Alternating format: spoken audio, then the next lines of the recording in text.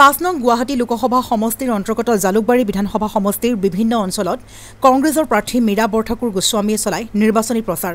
উক্ত প্ৰচাৰ সভাত ৰাজ্য দলৰ সাধাৰণ সম্পাদক ৰাছেল হুছেইন, অসম প্ৰদেশ কংগ্ৰেছৰ সাধাৰণ সম্পাদক বিপুল গগৈ, ৰাজ্যিক আৰু জিলা কংগ্ৰেছৰ বিষয়ববীয়া তথা দলীয় কৰ্মী সকলোৰে ব্যাপক জনসমৰ্থন আৰু জনতাৰ বিপুল সঁহাৰিয়ে বিৰোধী ঐক্যমঞ্চৰ ৰাজনৈতিক যাত্ৰাক অধিক শক্তিশালী কৰি তোলা পৰিলক্ষিত হয়। ইমান দিন নিজৰ পইচা ভাঙি পেলাই বিজেপি কৰিছিলো, এতিয়া অফিসটো খুলিলে নতুনকে কংগ্ৰেছী মানুহবিলাককে পইচা দিয়ে বিজেপিলৈ নতুন কংগ্ৰেছী দিয়ে। বিজেপি পুৰণা মানুহৰ বোলে হিমন্ত বিশ্ব শৰ্মা বাহিনীয়ে বিশ্বাসত নলয়। অলপ আগত আহি থাকোঁতে মোৰ দেৰি হ'ল। ৰাইজে সুধিলে যে বাইদেউ ইয়াৰ পৰা ফোন কৰিছে, দেৰি কিয় হৈছে? দিছো কোনো কামৰ কমিশ্যন বিচাৰি মীৰা বৰঠাকুৰ নাযায়, কাৰণ মোৰ চহকী বা ধনী বহুত টকাৰ বাসনা থকা হলে মই চৰকাৰ থাকোঁতে বিজেপিক প্ৰত্যাখ্যান জনাই পেলাই ওলাই নাহিলো।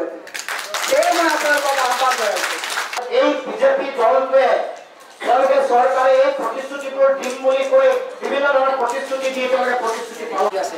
নন্দী ভিংগি দুটাকে পুৰা দেখাই আছে যে ইয়াত লাইফুলিত এইবোৰ খালী মাটি আছে, দখল কৰিব লাগিব। ইয়াত বিলবাৰীত মাটি দখল আছে, কিন্তু 13 লাখ যিসকলে প্ৰপত্ৰ তেওঁলোকে পূৰণ কৰিছিলে 11 লাখ প্ৰপত্ৰ ৰিজেক্ট হ'ল। ৰাইজে 11 লাখ ৰিজেক্ট কৰিছে।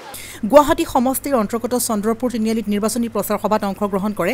চন্দ্ৰপুৰ ৰাইজৰ ব্যাপক সঁহাৰিয়ে এটা কথা নিশ্চিত কৰিছে যে গুৱাহাটী লোকসভা সমষ্টিবাসীয়ে প্ৰবঞ্চনা প্ৰতাৰণাৰ পৰা পৰিত্ৰাণ বিচাৰি পৰিৱৰ্তন বিচাৰিছে। সমষ্টিটোৰ প্ৰান্তে প্ৰান্তে সৰ্বস্তৰৰ নাগৰিকত্বৰ উৎসাহ উদ্দীপনাই কংগ্ৰেছ দলক যেন বিজয়ৰ পথ প্ৰশস্ত কৰিছে।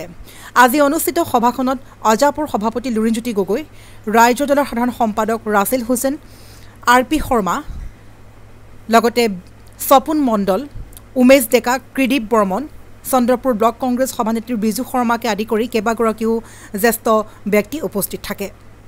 মই আশাবাদী আৰু ৰাইজৰ শক্তিৰ ওপৰত মই বিশ্বাস ৰাখিছোঁ।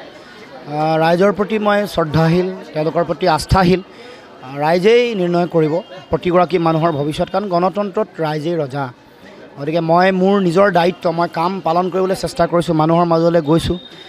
জাতীয় জীৱনক কৰা যি অন্যায়, এই অন্যায়বোৰ মই মানুহৰ মাজত পুংখানুপুংখভাৱে ব্যাখ্যা কৰিছোঁ। যিসকল নেতা তাত তেওঁলোকে কেণ্ডিডেট, তেওঁলোকে তেওঁলোকৰ দুৰ্বলতা, তেওঁলোকে কি নকৰিলে, কি ঠগিলে, কি অন্যায় কৰিলে, জাতীয় অন্যায় এইবোৰ কথা কৈছোঁ। আৰু মই কি কৰিব খোজোঁ, মোৰ সপোন কি, কোনবোৰ বিষয়ত মই মাত মাতিব খোজোঁ, মোৰ দায়িত্ব কি, মানুহৰ আগত স্পষ্ট ৰূপত মই দাঙি ধৰিছোঁ, তুলি ধৰিছোঁ। এতিয়া মই আশা ৰাখিছোঁ ৰাইজে নিশ্চয় মোক আস্থাৰে ল'ব, মোক তেওঁলোকে বিশ্বাস ৰাখিব।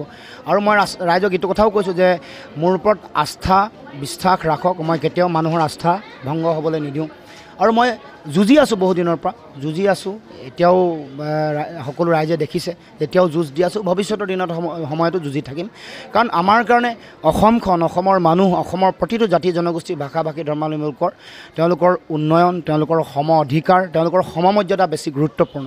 মোৰ কাৰণে জাতি, মোৰ দেশ, মোৰ ৰাজ্য, মোৰ মানুহ, মোৰ জনগণ প্ৰথম কথা।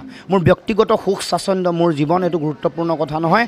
আৰু সেইকাৰণে ৰাইজৰ হকে যুঁজি আছোঁ, যুঁজি দি থাকিম সেইকাৰণে ৰাইজৰ ওপৰত মই আশা ৰাখিছোঁ মই দেখিছোঁ যিটো পৰিৱেশ যে খুব ভাল এটা ফলাফল আহিব খুব যোগাত্মক ফলাফল আহিব ৰাইজে এবাৰ ডিব্ৰুগড় ইতিহাস কৰিব বুলি মোৰ এটা আশা আছে প্ৰথম পৰ্যায়ৰ নিৰ্বাচনৰ পিছত বাকী থকা যিবোৰ সমষ্টি সকলোতে মই নিৰ্বাচনী প্ৰচাৰ কাৰ্যত অংশগ্ৰহণ কৰিছোঁ মই নগাঁও সমষ্টিলৈ গৈছোঁ মই কৰিমগঞ্জলৈ গৈছোঁ মই মঙলদৈ সমষ্টি যিটো নতুনকৈ হোৱা দৰং ওদালগুৰি তালৈ প্ৰচাৰলৈ যাবলৈ সুযোগ নাপালেও মই কালি প্ৰেছ মিটত অংশগ্ৰহণ কৰিছোঁ সকলোতে গৈ এটা বস্তু দেখিছোঁ যে ৰাইজে এবাৰ বিজেপিৰ বিৰুদ্ধে ভোট দিবৰ কাৰণে বিৰোধী শক্তিক বিৰোধী ঐক্য মঞ্চক ভোট দিবলৈ ৰাইজে প্ৰায় প্ৰস্তুত হৈ আছে কাৰণ কোন জিকিব তাকে ভোট দিব গতিকে দৰং ওদালগুৰিটো ঠিক তেনেকুৱা এখন ছবি আগতে যিটো মানুহৰ মাজত পৰিৱেশ আছিল সেইটো সম্পূৰ্ণ সলনি হৈছে বিৰোধী শক্তিৰ পক্ষত বিৰোধী ঐক্য মঞ্চৰ পক্ষত মানুহৰ এবাৰ ঢৌটো আছে কেৱল মাত্ৰ আমি সকলোৱে দলৰ প্ৰতিটো দলৰ কৰ্মকৰ্তাই মানুহৰ মাজলৈ ওচৰলৈ যাব লাগিব